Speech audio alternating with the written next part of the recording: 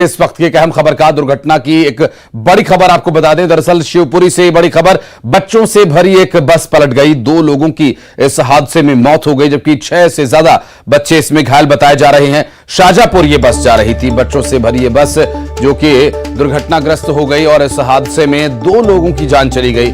और आपको बता दें कि 6 से ज्यादा बच्चों को चोट आई है इस हादसे में। शिवपुरी से इस वक्त की बड़ी खबर, एक दुर्घटना जो कि शिवपुरी में घटित हुई। तस्वीरें हम आपको दिखा रहे हैं। बच्चों से भरी ये बस पलटने के बाद इस हादसे में 2 लोगों की जान चली गई, जबकि 6 बच्चे इसमें घायल हुए बताए जा रहे हैं। बच्चों से भरी बस पलटने का ये मामला सामने आया। शिवपुरी से 2 लोगों की मौत हो गई। इस हादसे में करीब 6 से ज्यादा बच्चों को चोट आई है। तस्वीरें हम आपको दिखा रहे हैं। शाजापुर ये बस जा रही थी। शिवपुरी से इस वक्त की बड़ी खबर, बच्चों से भरी बस पलट जाने का ये हादसा पेश आया। दरअसल 2 लोगों की इस हादसे में मौत हो गई है। और आपको बता दें, मौके पर स्थानीय प्रशासन, पुलिस और लोगों की मदद से दुर्घटना के बाद लोगों को रेस्क्यू किया जा रहा है बस से। और आपको बता दें, ये जो पूरा दुर्घटना का मामला सामने आया, इसमें कारण क्या रहा, ये अभी जानने का प्रयास हम कर रहे हैं कि आखिर क्या वजह रही कि ये बस दुर्घटनाग्रस्त हुई।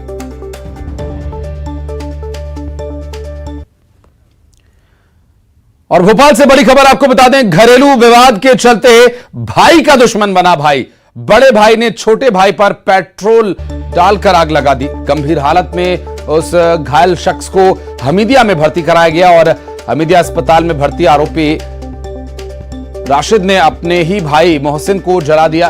राजधानी के टीला जमालपुर का यह पूरा मामला, जहां इलाके के कांग्रेस नगर में यह वारदात हुई। एक भाई ने ही अपने भाई को ज्वलनशील पदार्थ डालकर उसे जलाने की कोशिश की और इस दौरान झुलसे पीड़ित को अस्पताल में भर्ती कराया गया। टीला जमालपुर का यह पूरा मामला, घरेलू विवाद के चलते भाई भाई का दुश्मन बन गया।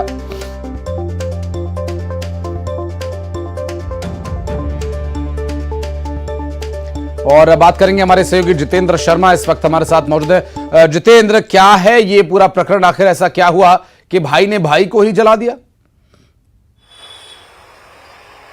बिल्कुल आशीष, अगर बात करें तो टीला जमालपुरा थाना इलाके का पूरा मामला है, जहां पर प्रॉपर्टी विवाद को लेकर दोनों भाइयों के बीच आपस में विवाद हुआ। देर रात को विवाद इतना बढ़ गया कि जो एक बड़े भाई ने जाकर एक उसके छोटे भाई पर जो है कि पेट्रोल डाल दिया और आग लगा दी, जिसके चलते वो काफी 70% से ज्यादा उसका शरीर जल गया। उसे इलाज के लिए हमीदिया अस्पताल में भर्ती कराया गया, जहाँ पर हालांकि उसका इलाज किया जा रहा है और पुलिस ने पूरे मामले में कार्रवाई कर रही है। हालांकि जो आरोपी है बड़ा भाई, वो अभी गिरफ्त से बाहर बताया जा रहा है। प्रॉपर्टी विवाद को लेकर ही दोनों भाइयों के बीच विवाद हुआ था। अभी घायल की क्या स्थिति है जितेंद्र? देखिए आशीष, अगर बात करें तो घायल जो है उसका 70% से ज्यादा शरीर जल चुका है। उसको पूरा इलाज जारी है। हालांकि उसके बयान अभी लेने 11 बजे के लगभग पुलिस और पहुंचेगी। उसके बाद और कह सकते हैं कि जो आरोपी है उस पर और धाराएं बढ़ाई भी जा सकती हैं। आप रहिएगा जितेंद्र, आगे कुछ और खबरों पर आपसे डिटेल्स लेनी है और बढ़ते आगे रुक करेंगे अगली अहम खबर का। दरअसल महासमुंद से एक बड़ी खबर आ रही है। 5 लाख के गांजे के साथ तस्कर को गिरफ्तार किया गया। दरअसल बसना पुलिस ने गांजा तस्कर को पकड़ा है और कार से गांजे की तस्करी कर रहे थे आरोपी, और आरोपियों से पूछताछ कर रही है पुलिस।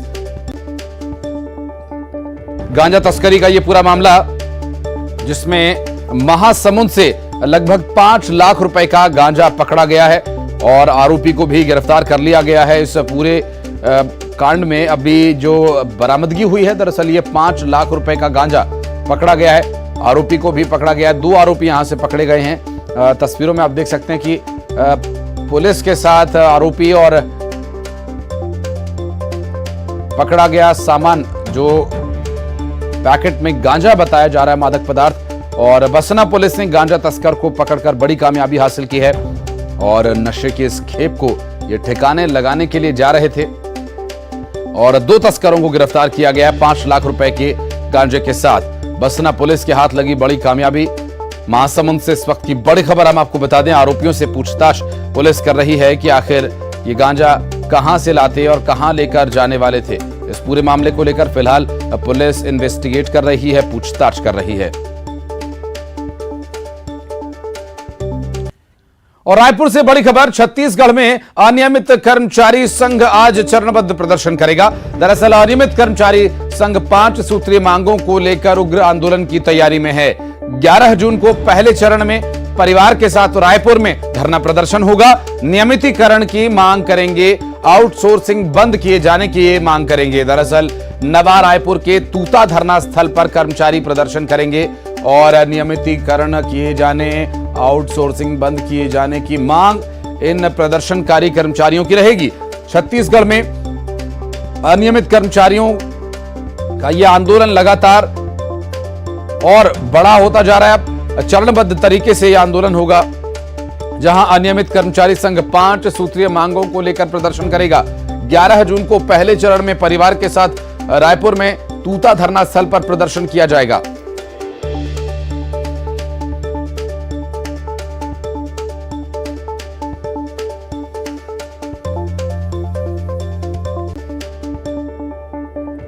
और बड़ी खबर धमतरी से आपको बता दें, दरअसल केरे गांव में आज किसान बड़ा आंदोलन करने की तैयारी में हैं। 40 गांव के किसान धमतरी सिहावा रोड पर चक्का जाम करेंगे। फसल बीमा, नहर से पानी, सड़क, पुल, बैंक की मांग कर रहे हैं किसान और 11 सूत्रीय मांगों को लेकर किसान प्रदर्शन करने की तैयारी में हैं। 40 गांवों के किसान एकत्रित होकर लामबंद होकर प्रदर्शन करेंगे, जिसमें फसल बीमा, बैंक, सड़क, पुल, ये सभी इनकी मांग रहेगी। केरे गांव में आज किसानों का बड़ा आंदोलन, 40 गांवों के किसान धमतरी सिहावा रोड पर चक्का जाम कर प्रदर्शन करेंगे। आपको बता दें कि किसान लंबे समय से मांग कर रहे हैं और यहां पर किसानों की मांगों को पूरा किए जाने के लिए प्रशासन क्या आश्वासन देता है, यह देखने का विषय रहेगा। क्योंकि मांग है फसल बीमा की, नहर से पानी की, बिजली की, सड़क की, मूलभूत सुविधाओं को लेकर किसान प्रदर्शन की तैयारी में हैं।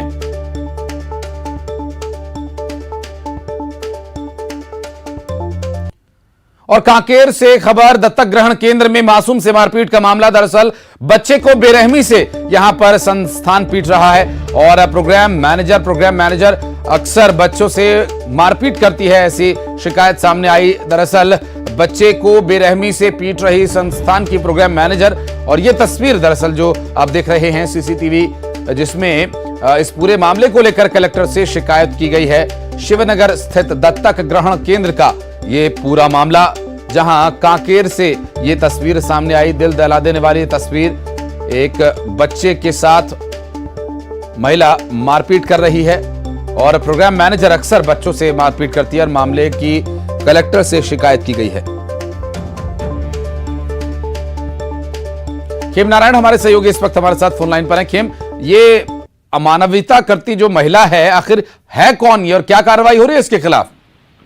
जी देखिए, इस मामले में जहाँ पे वो बच्चे जो अनाथ बच्चे हैं, जिनके माता पिता जो है स्वयं उनको छोड़े रहते हैं, या जो अनाथ बच्चे हैं उनको रखने का ये केंद्र है, उनको संभालने का केंद्र है, लेकिन वहाँ जो काम करने वाले कर्मचारी हैं, जो मैनेजर है, उसके द्वारा जो है इस मासूम बच्चों को बेदर्दी से पिटाई करते हुए एक वीडियो वायरल हुआ है।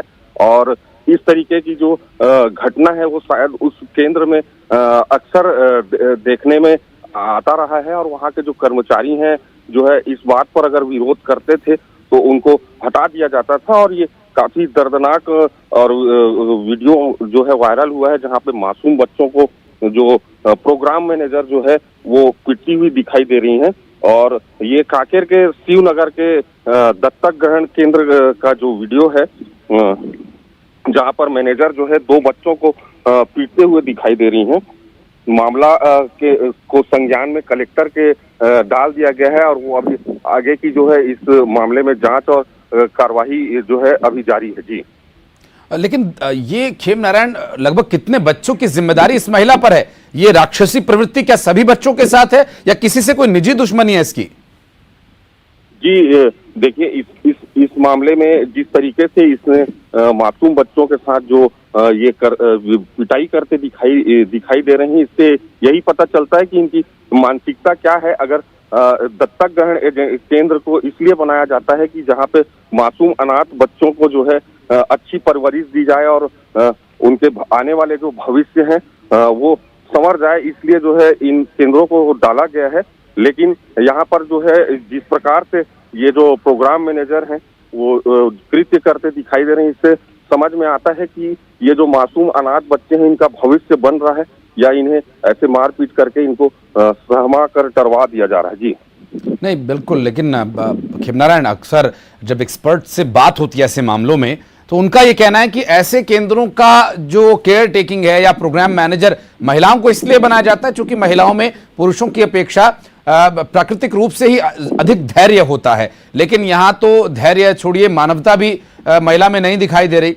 बच्चों पर एक तो यूं भी कुदरत ने जो जुल्म ढाया वो अलग, ऊपर से इनका भी अलग चल रहा है सिस्टम, ये बच्चों के साथ मारपीट कर रही हैं। यहाँ सीसीटीवी कैमरा लगा हुआ है, मोहतरमा को इसकी जानकारी नहीं थी, वीडियो सामने आया है और अभी इस पर तो बहुत खतरनाक एक्शन होना चाहिए क्योंकि बच्चों की जिंदगी का सवाल है। इस तरह से मासूम बच्चों पर अगर हाथ उठाया जाए उनकी तो जान को खतरा है।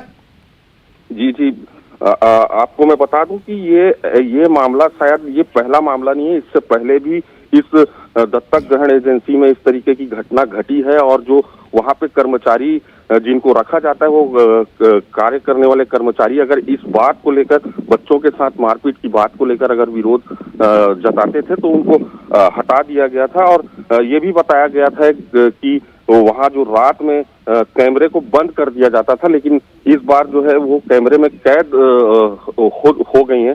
अचानक कैमरा चालू था और उन्होंने ये जो दो मासूम बच्चों के साथ जिस प्रकार से पटक कर जो मारपीट की है उसका वीडियो भी वायरल हुआ है। ये तो चलो प्रोग्राम मैनेजर हैं खिमनारायण, इनसे ऊपर ट्रस्टीज होंगे, प्रबंधन होगा, नीति निर्धारक होंगे, क्या उनसे कोई बातचीत हुई आपकी इस राक्षसी प्रवृत्ति के लिए? क्या कोई एक्शन इनके खिलाफ लिया जाएगा? क्या पुलिस या कोई कार्रवाई होगी? इन बच्चों की देखरेख के लिए किसी इंसान को भेजा जाएगा यहाँ पर?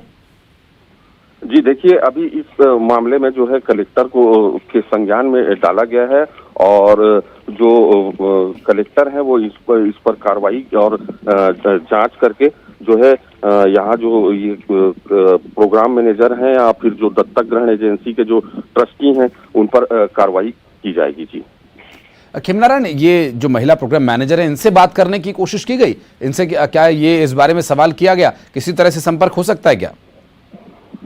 जी देखिए, अभी दत्तक ग्रहण एजेंसी के मैंने प्रोग्राम मैनेजर से तो बात नहीं हो पाई है, लेकिन हमारी पूरी कोशिश है कि उस तक हम पहुंचे और इस मामले की और तक हम पहुंचने की कोशिश कर रहे हैं। जी बच्चों की क्या स्थिति है जिनके साथ ये अमानवीय व्यवहार किया गया, वो कैसे हैं अभी? जी अभी जिस प्रकार से वीडियो वायरल हुआ है, अभी जो है वायरल होने के बाद जो है अभी दत्तक ग्रहण एजेंसी में अभी ये बच्चों का जो है जिस प्रकार से इसने मारपीट किया तो स्वाभाविक है कि ये डरे सहमे हुए होंगे वहां पे जितने भी बच्चे होंगे, तो अभी जो है और ठीक है खिमनारायण, आप कोशिश कीजिएगा ये पता लगाने की और बहुत शुक्रिया फिलहाल आपका इस पूरे मामले पर जानकारी देने के लिए। ये तस्वीरें वाकई विचलित कर देने वाली तस्वीरें हैं और सवाल ये उठ रहा है कि आपको जिम्मेदारी बच्चों की सार संभाल करने की दी गई है या इस तरह पटक कर मारने की। बढ़ते हैं आगे। भोपाल से एक बड़ी खबर, चुनाव आयोग की गाइडलाइन दायरे के अंदर आने वाले अधिकारियों के तबादले हो रहे हैं। दरअसल 2023 में विधानसभा चुनाव होने हैं। चुनाव को देखते हुए ये तबादले किए जा रहे हैं। एक ही जिले में 3 साल से पदस्थ अफसर सूची में शामिल हैं। राज्य पुलिस सेवा के अफसरों की सूची तैयार हुई है और आईपीएस, एएसपी और डीएसपी रैंक के अधिकारियों की सूची तैयार हुई है। यहां सहमति बनते ही इसकी सूची जारी होगी। सूत्रों के मुताबिक एएसपी और डीएसपी रैंक के अधिकारियों की सूची इस महीने जारी हो सकती है। आधा दर्जन से ज्यादा आईपीएस अफसरों के नाम तबादला सूची में शामिल हैं। दरअसल डीआईजी सहित आधा दर्जन पुलिस अधीक्षक चुनाव आयोग गाइडलाइन में शामिल हैं। जुलाई में जारी होने वाली इस सूची के जिले के और जोन के पदस्थ आईपीएस अफसर, एसपी और डीएसपी रैंक के अफसर भी सूची में शामिल किए जाएंगे। जितेंद्र शर्मा हमारे साथ लगातार मौजूद हैं, उनसे बात करेंगे। जितेंद्र, जो चुनाव की तैयारियां चल रही हैं, सिर्फ राजनीतिक दल ही नहीं, चुनाव आयोग भी तैयारियों में जुटा हुआ है, क्या कुछ डिटेल्स मिल पा रही हैं? ये जो ट्रांसफर पोस्टिंग का मामला चल रहा है अभी? बिल्कुल आशीष, अगर बात करें तो चुनाव आयोग चुनावी मोड में आ चुका है और इसी को लेकर पूरी तैयारी की जा रही है। अगर बात करें तो मतदाता सूची को लेकर भी पूरी तैयारियां उनकी लगभग शुरू हो चुकी हैं और इसी के चलते अगर बात करें तो 3 साल से ज्यादा जो अधिकारी एक जिले में रहे हैं उनको समय हो चुका है।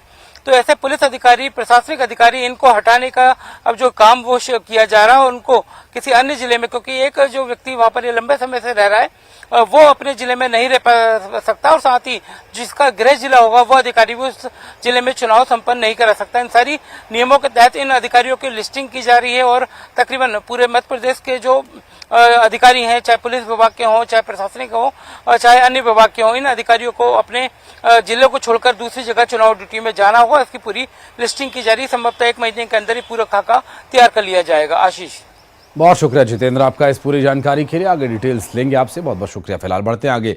शाहजहांपुर से एक बड़ी खबर। दरअसल निजी बैंक में भीषण आग लगने का मामला सामने आया। दरअसल पुलिस और फायर ब्रिगेड मौके पर वाटर वर्क्स के सामने का ये पूरा मामला, मौके पर पहुंच चुकी है पुलिस और फायर डिपार्टमेंट के लोग। दरअसल इस हादसे में अभी क्या कुछ नुकसान हुआ, क्या कारण इसके पीछे रहा, ये भी जानने का प्रयास किया जा रहा है। लगातार तस्वीरें हम आपको दिखा देंगे। ये देखिए तस्वीरें, धुआं उठता हुआ तस्वीरों से आप देख सकते हैं। तस्वीरों से अंदाजा लगा सकते हैं कि कितनी भयंकर ये आग रही होगी और बैंक में हुए इस नुकसान के क्या कुछ कारण रहे और कैसे ये आग लगी, ये भी जानने का विषय रहेगा। फिलहाल आपको बता दें कि इस हादसे में हालांकि कोई जनहानि नहीं हुई है और कोई हताहत नहीं हुआ है। ये एक राहत की बात जरूर है। और किस वक्त ये आग लगी थी, क्या कारण रहा, ये भी जानने का प्रयास लगातार किया जा रहा है। शाहजहांपुर से ये वाटर वर्क्स के सामने बैंक से आग लगने का मामला सामने आया। तस्वीरें हम आपको दिखा रहे हैं जहां पर एक बैंक में आग लगी है। ये एक निजी बैंक है जिसमें आग लगने की दुर्घटना हुई है। पुलिस और फायर डिपार्टमेंट के लोग मौके पर पहुंच चुके हैं। वाटर वर्क्स के सामने का ये पूरा प्रकरण है और इस हादसे में कितना नुकसान हुआ है, क्या कुछ इसके पीछे कारण रहा, कैसे ये आग लगी, ये जानने का प्रयास किया जा रहा है लगातार। और हादसे के बाद की जो तस्वीरें हम आपको दिखा रहे हैं, आप देखकर अंदाजा लगा सकते हैं किस तरह से काला स्याह धुआं यहां से निकल रहा है और इस धुएं में बहुत मुश्किल होता है आग बुझाना। अब चूंकि सांस लेने में भी बहुत तकलीफ यहां पर होती है, इस धुएं की वजह से काफी परेशानी आग बुझाने के लिए मौके पर जुटे कर्मचारियों को हो रही है। और पुलिस और फायर ब्रिगेड की टीम मौके पर पहुंची थी आग बुझाने के लिए। दरअसल वाटर वर्क्स के सामने का ये बैंक है, एक निजी बैंक, जिसमें आग लग जाने के बाद आग बुझाने का काम किया जा रहा है। पुलिस और फायर ब्रिगेड के अफसर मौके पर पहुंचे हुए थे। सुनील हचोरिया हमारे सहयोगी इस वक्त हमारे साथ हैं। सुनील, क्या पता चल पाया, कैसे आग लगी थी यहां? आशीष, देखिए फिलहाल आग लगने का कारण तो अज्ञात है, लेकिन प्रारंभिक तौर पर यह माना जा रहा है कि शॉर्ट सर्किट होने की वजह से आग लगी है। जो बैंक का सर्वर रूम होता है जहां से पूरे सिस्टम जो है, जहां पर इंटरनेट और बिजली सप्लाई होती है, उसमें आग लगी थी। उसके बाद पूरे परिसर में आग फैल गई। और आशीष, सबसे अहम बात की जहां पर ये पूरा बैंक का भवन है उसके आसपास 3 से 4 बड़े बैंक है, bank of Baroda, yes bank और जो दूसरे बैंक है वहां पर।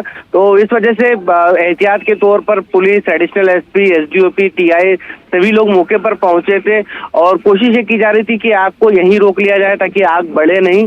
और अच्छी बात ये रही कि 2 फायर ब्रिगेड की मदद से आग पर काबू पा लिया गया है। फिलहाल बैंक का स्टाफ और प्रबंधन मौके पर है और ये जायजा लेने की कोशिश कर रहा है कि इस आग से कितना नुकसान हुआ है। कब ये आग लगी थी करीब? आशीष, प्रारंभिक जानकारी ये है कि सुबह 6:30 बजे सबसे पहले ये आग देखी गई थी। उसके बाद तुरंत फायर ब्रिगेड मौके पर पहुंची थी। सबसे अच्छी बात की बहुत शुक्रिया आपका सुनील इस पूरे मामले पर जानकारी के लिए। और दुर्ग से अगली बड़ी खबर आपको बता दें, केंद्रीय गृह मंत्री अमित शाह 22 जून को दुर्ग आने वाले हैं और बीजेपी के महा जनसंपर्क अभियान में गृह मंत्री अमित शाह शामिल होंगे। 50,000 कार्यकर्ताओं के शामिल होने की भी संभावना यहां जताई जा रही है। जल्द स्थल का चयन होगा, जो जगह जहां पर कार्यक्रम हो, जिसमें कि बीजेपी के कद्दावर नेता और देश के गृह मंत्री अमित शाह कार्यक्रम में शामिल होने के लिए आएंगे। इस महाजनसंपर्क अभियान में जान फूंकने और इसे और ऊर्जान्वित करने के लिए, चूंकि गृह मंत्री अमित शाह राजनीति के, भारतीय जनता पार्टी की चुनावी रणनीति के चाणक्य कहे जाते हैं। ऐसे में चुनावों को देखते हुए अमित शाह का यहां पर आना बड़ी एक उत्साह का विषय यहां पर भारतीय जनता पार्टी के लिए। जल्द ही जगह का चयन होगा, वरिष्ठ नेताओं के द्वारा इसके बारे में जानकारी दी जाएगी आगे। और जगदलपुर से बड़ी खबर, कांग्रेस के संभागीय सम्मेलन के बाद बीजेपी ने भी तैयारी शुरू कर दी है। पूरे महीने डोर टू डोर लोगों के बीच भारतीय जनता पार्टी पहुंचेगी और प्रदेश स्तर के नेता और केंद्रीय मंत्रियों का जल्द ही दौरा शुरू होगा। चुनाव को देखते हुए भाजपा ने 12 सीटों के प्रभारियों की सूची बनाई है। हर सीट पर भाजपा के दिग्गज नेता प्रचार शुरू करेंगे और इस प्रचार के माध्यम से लोगों को साधने का प्रयास रहेगा। आगे चुनाव में इसका कितना लाभ होगा देखने का विषय है। और भोपाल में खराब सड़कों के लिए अब ठेकेदार के साथ इंजीनियर भी जिम्मेदार होंगे। मरम्मत के काम को मुख्य अभियंता से लेकर उपयंत्री तक को देखना होगा। निगरानी के लिए साप्ताहिक निरीक्षण का कार्यक्रम बनाकर वरिष्ठ नागरिकों को भेजना होगा। विभाग के प्रमुख सचिव सुखबीर सिंह ने सभी वरिष्ठ अधिकारियों को निर्देश दिए हैं। और भोपाल से यह बड़ी खबर हम आपको बता रहे हैं, सड़कों का हाल दुरुस्त करने का काम। और एक छोटे से ब्रेक के लिए हम यहां पर हैं, लेकिन आप कहीं मत जाइएगा। सुपर 10 लेकर फौरन होते हैं आज ब्रेक के बाद।